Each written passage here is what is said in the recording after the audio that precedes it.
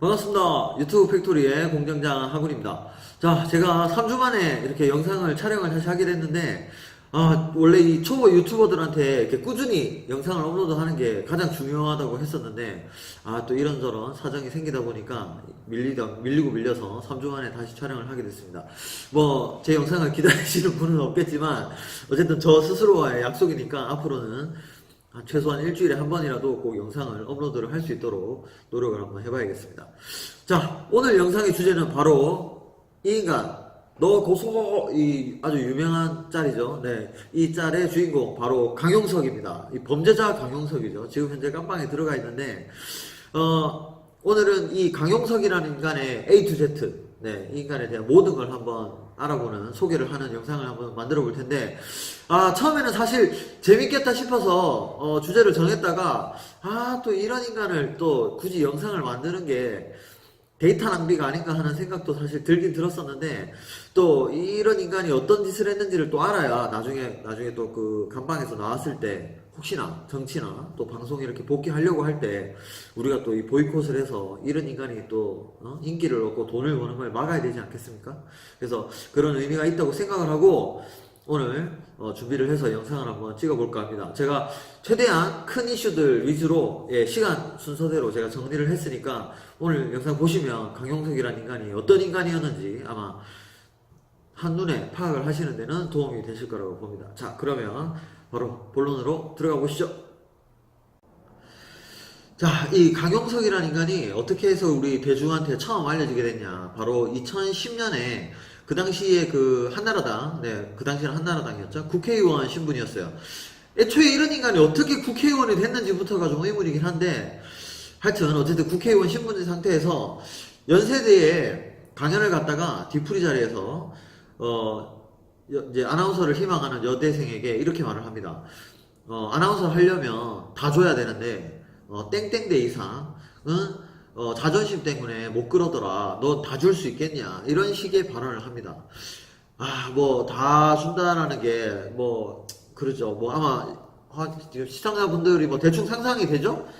여자 아나운서가 뭐 이렇게 높은 방송국에서 높은 이제 직급이나 더 높은 지위로 올라가려면 뭔가 희생을 해야 된다라는 뜻이겠죠. 근데 이제 그 희생이라는 게 굉장히 여성이기 때문에 치러야 되는 어떤 그런 걸 상징을 한다는 걸 누구나 다 알 수 있겠죠. 그래서 그 당시에 이 사실이 언론에 알려지면서 강용석은 그런 적이 없다라고 하면서 그 언론 보도한 기자를 무고죄로 고소를 합니다. 그리고 그 당시에 그 말을 들었던 또 학생들이 또 강용석을 고소를 하게 되죠. 그래서 1심하고 2심에서는 강용석이 한 발언이 모욕적이다. 그 어떤 대상에게 모욕을 줬다라고 해서 유죄가 났었는데, 대법원에 가서는 모욕을 준 건 맞지만 그게 이제 특정인 뭐 누군가 홍길동 뭐 이복순 딱 한 사람을 지명해서 모욕을 준 건 아니고 어떤 아나운서라는 어떤 그런 직업을 가지고 있는 그냥 뭉뚱그려서 이렇게 말을 한 거기 때문에 좀 처벌하기가 애매하고, 그 다음에 이제 뭐 다 줘야 된다라는 표현 자체가 좀 그렇죠. 노골적으로 표현을 한 건 아니기 때문에 모욕을 준 건 맞지만 처벌하기는 애매하다라고 해서 무죄가 나옵니다. 그래서 대신에 이제 그 언론에 보도했던 기자가 없는 사실을 보도한 건 아니죠. 그래서 그 강용석이 그 기자를 고소했던 거는 무고죄로 유죄가 나와서 벌금 1,500만 원을 선고를 받게 됩니다. 그래서 물어주게 됐죠. 자, 그래서 이 일로 한나라당에서 제명을 당합니다. 국회의원 신분이 없어진 건 아니고 그냥 한나라당에서 내보냅니다. 그래서 한나라당에서 뭐 잘하는 일이 거의 없는데 이거는 뭐 그래도 좀 잘한 일 같아요. 자, 그 뒤로 그 박원순 씨가 그 서울시장에 출마했던 후보자 시절에 그 학력을 위조했다고 고소를 한 적이 있는데 무혐의가 났고요. 그 다음에 안철수 씨가 또 대선 후보로 나온 건 아니고 이제 막 곽광을 받아가지고 막 언론에서 막 나오냐 마냐 할 때, 이때 또 그 안랩, 그 안철수 씨가 원래 운영하던 회사죠. 안랩에 그 BW라고 하는 주식 인수권부 사채, 뭐 복잡한 거 넘어갈게요. 어쨌든 그 주가 관련해서 이걸 뭐 헐값에 사들이면서 뭐 좀 폭리를 취했다, 이런 걸 가지고 또 고발을 한 적이 있죠. 자, 그리고 사실 이때까지만 해도 그냥 그런가 보다 했었는데, 가장 어떤 대중들한테 인식이 한꺼번에 빵 된 게 뭐냐면, 그 개그맨 최효종 씨가 개그 콘서트에서 이제 그냥 꽁트에서 뭐 국회의원 되는 거 어렵지 않죠? 뭐 이렇게 여당 지지하는 도시에서 공천 받아가지고 그냥 뭐 악수하고 그냥 웃고 뭐 잘 웃고 하면 국회의원 된다 뭐 이제 이런 식으로 약간 이제 국회의원을 비꼬아서 네, 이렇게 희화화한 적이 있는데 그걸 가지고 고소를 한 겁니다. 이제 국회의원이라는 직업을 모욕했다는 거죠. 네, 그래서 요때 굉장히 어이가 없는 상황이었는데, 물론 이제 그 강용석 씨가 이제 다른 사건이 자기한테 안 좋은 일이 있어서 이거를 이제 물타기를 하려고 고소를 한 거긴 한데, 어쨌든 그 당시에는 굉장히 어이가 없는, 네, 개그맨이 그 개그 콘서트에서 꽁트한 걸 가지고 고소를 한다는 게 말이 안 되죠. 그래서 어쨌든 그 당시에 그 고소한 것 때문에 굉장히 어떤 우스운 사람으로, 네, 굉장히 패러디도 많이 되고, 그랬던 적이 있습니다. 자, 그렇게 이제 좀 잠잠한가 했다가, 그 다음에 이제 박원순 시장, 이거는 굉장히 좀 이슈가 많이 됐었어요. 그 박원순 시장 아들이 그 허리 디스크 때문에 병역 면제를 받았는데, 이제 이게 사기다, 조작된 거다라고 고발을 하면서, 이거는 굉장히 오랜 시간, 다툼이 됩니다. 이게 뭐 처음에는 그 사진, 그러니까 아예, 디스크도 아니었는데, 면제를 받은 거다 해가지고 사진을 냈더니 뭐 이 사진이 아들 사진이 아니고 다른 사람 사진이다 뭐 이런 걸 가지고 굉장히 왈가왈부가 많았었는데 결국 최종 판정은 아들이 디스크가 맞고 정상적으로 네, 합법적으로 정말 몸이 안 좋아서 병역 면제를 받은 게 맞다라고 결론이 납니다. 그래서 강용석이가 그 조사할 때 뭐라 그랬냐면, 내가 만약에 이게 내 말이 사실이 아니면 내가 국회의원 그만두겠다라고 했어요. 그러고 나서 검사를 한 건데 아니었죠. 그래서 결국 자기가 어쨌든 지도 또 꼴의 남자라고 자기만의 책임을 지고 국회의원을 사퇴하게 됩니다. 네. 사실 뭐 의혹이 있으면 뭐 고소나 고발을 할 수 있죠. 네, 뭐 당연히 누구나 특히 정치인이니까 뭐 검증을 위해서 고발이나 뭐 이런 걸 할 수는 있는데, 왜 강용석이 하는 것들이 다 문제냐? 이게 유죄가 나온 게 없습니다. 거의. 네, 거의 다 무죄로 밝혀지고, 네, 사실이 아닌 걸로 밝혀진 거니까, 이게 그러니까 뭔가 사회정의 실현이나 구현을 위해서 고소고발을 하는 게 아니라 그걸 이슈로 삼아서 자기의 이름을 알리려는 유명세를 위해서 그런 고소고발을 한 거예요. 그래서 이 인간이 진짜 좀 문제가 있는 거죠. 자, 그리고 그 뒤에 그래서 하다못해 너무 고소를 많이 해가지고 그 예전에 그 화성인 바이러스라고 좀 지구인으로 볼 수 없는 아주 특이한 사람들을 데려다가 방송을 해서 이제 인터뷰를 하는 그런 방송이 있었어요. 거기에 그 고소 집착남으로 강용석이가 처음으로 예능에 나타나게 됩니다. 그래서 이제 뭐 고소를 뭐 왜 그렇게 많이 하냐 이제 이런 것들을 하면서 좀 방송이 잘 빠졌었나 봐요. 이제 그러면서부터 강용석이 여기저기에 이제 패널이나 이런 걸로 나오다가 TVN에서 나오는 강용석의 고소한 19라는 프로그램을 통해서 순위 프로그램이죠. 네, 그 매주 이제 주제를 정해서 그 주제에 맞는 순위를 발표하는 그런 프로그램이었는데, 여기에서 이제 단독 혼자 이제 진행까지 맡게 되는 기염을 통합니다. 그리고 나서 드디어 그 유명한 JTBC의 썰전에도 네, 나와서 마치 정치 전문가, 뭐 나름 한때 국회의원도 하고, 그 다음에 변호사라는 직업도 있고, 그 다음에 뭐 공부를 잘했겠죠? 똑똑하고 아는 것도 많고. 그래서 썰전에서 그렇게 그 패널로 활동을 하면서 나름 그 TV 방송인으로서 승승장구하는 모습을 보여주긴 보여줬어요. 자, 그렇게 잘 나가다가 자 2015년에 드디어 그 유명한 파워블로거 도도맘 그 김민아 씨와의 불륜설이 터지게 됩니다. 자, 이게 원래 2014년에 그 증권가 찌라시 같은 데서 약간 그런 말이 이제 돌기는 돌았었어요. 근데 이제 뭐 이제 그거는 이제 그런 보는 사람들만 그냥 알고 있고 그냥 소문에 불과했었는데, 그 당시에 썰전인가에 나와서 그런 찌라시가 나온다는 얘기를 자기 입으로 하면서 뭐 나이 뭐 40 넘어서 찌라시 주인공이 다 되네요 허허허 하면서 뭐 그냥 별거 아니고 전혀 사실이 아닌 것처럼 그냥 말하고 넘어갔어요. 그래서 그냥 사람들은 뭐 그냥 본인이 나와서 그렇게 가볍게 얘기하니까 그런 게 아닌가 보다 했죠. 그래 넘어갔었는데 2015년 1월에 그 도도맘 김민아 씨의 남편인 조 씨가 강용석 때문에 가정이 파탄 났으니까 그 손해를 배상해라 라고 1억 원의 손해배상 소송을 실제로 제기하게 됩니다. 자, 이때부터 이걸 이제 채널A죠. 네. 채널A에서 특종을 하면서 네, 이제 난리가 났죠. 그때까지는 소문에 불과했었는데 이걸 실제로 당사자의 남편이 가정 파탄에 대한 손해배상 소송을 했다는 건 실제로 그런 일이 있었다고 보는 거죠. 그죠? 네, 그래서 난리가 났었는데 이게 알고 보니까 나중에 그 원래 이제 그 김민아 씨가 남편이랑 이혼을 하려고 이혼 상담을 받은 게 강용석 변호사였습니다. 당시의 변호사였죠.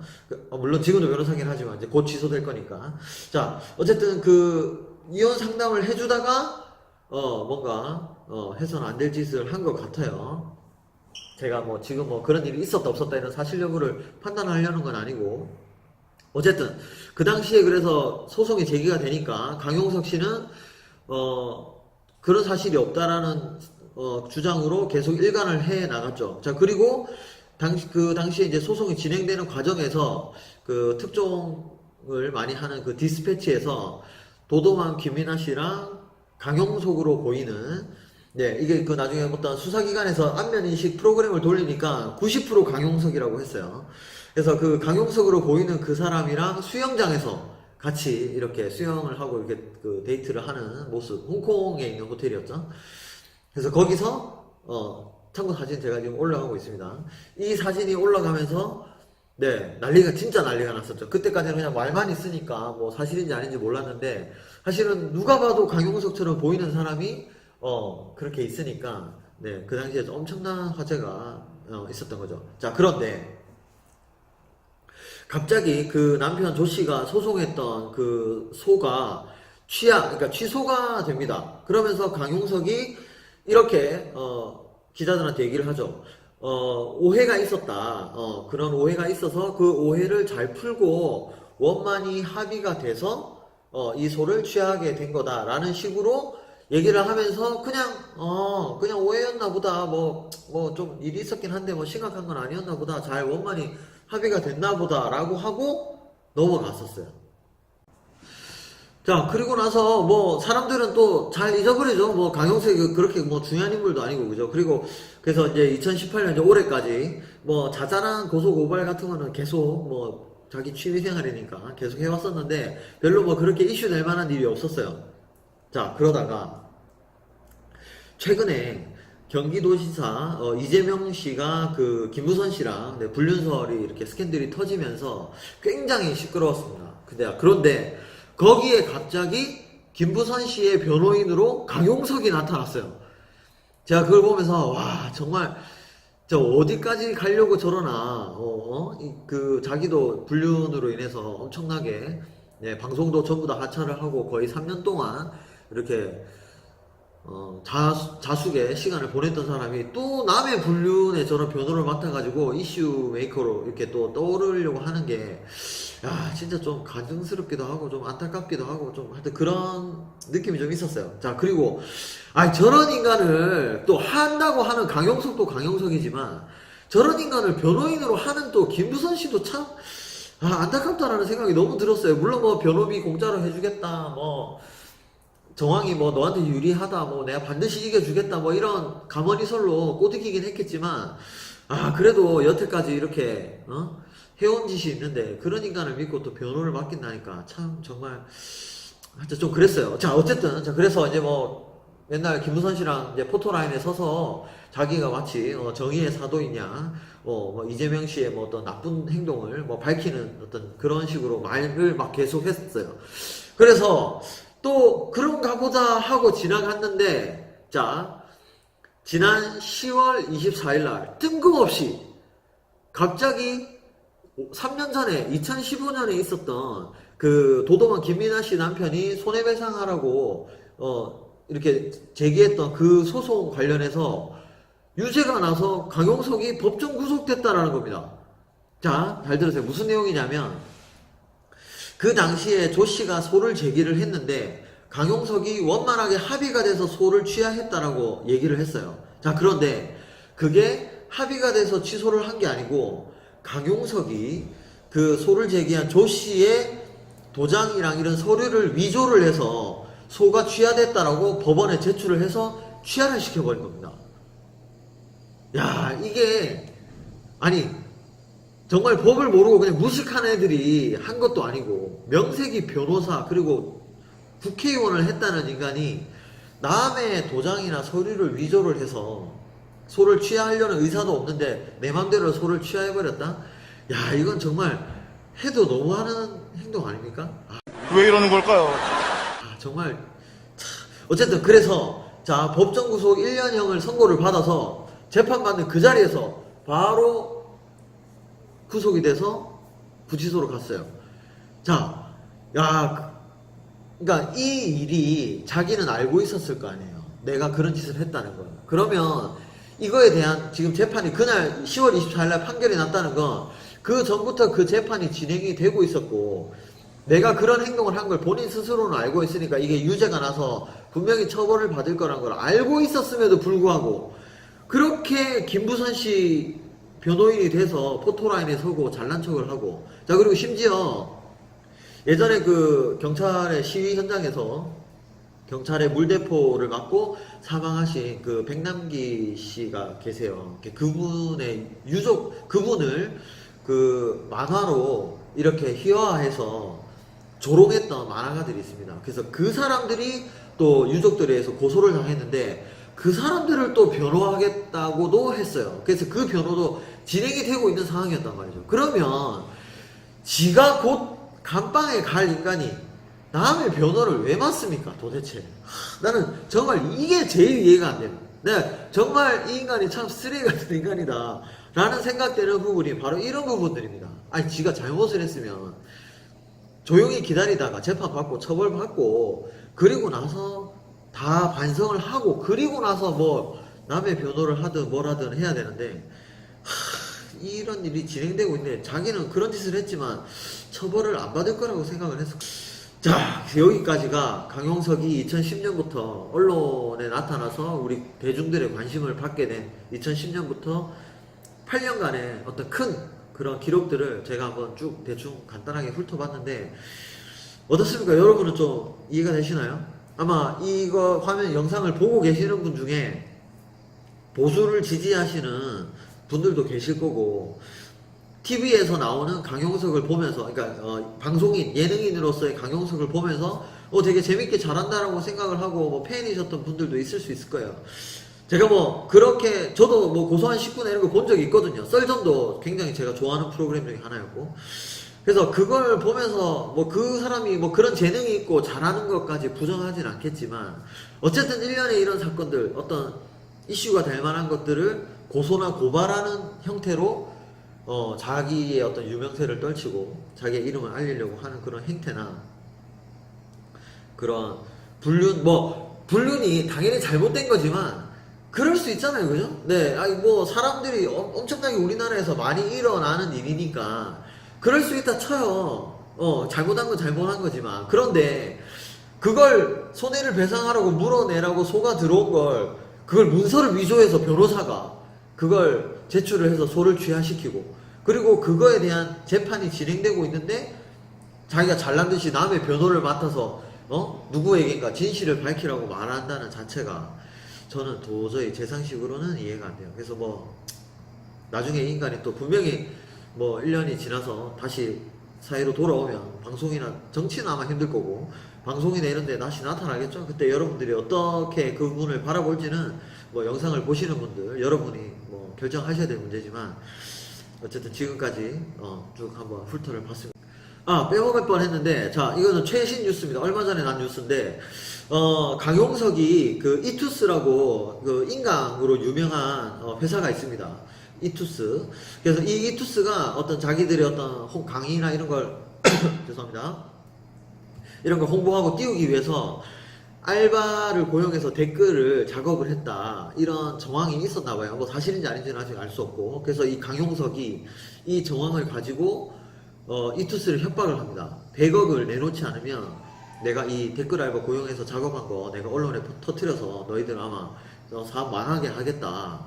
그리고 너희 스타 강사 설민석 씨 역사 강의에 뭐 최고 요즘 인기 있는 강사죠. 그 설민석 씨를 내가 협박 고소를 해서 내가 가만두지 않겠다 이런 식으로 협박을 해서 100억을 내놓으라고 합니다.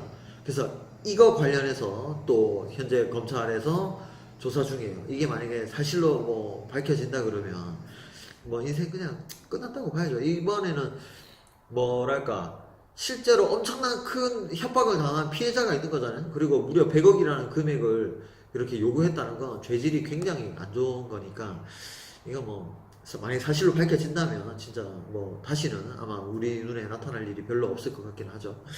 아무튼 이렇게 최종적으로 요 소식까지 전하면서 네 진짜로 영상을 마무리를 하도록 하겠습니다.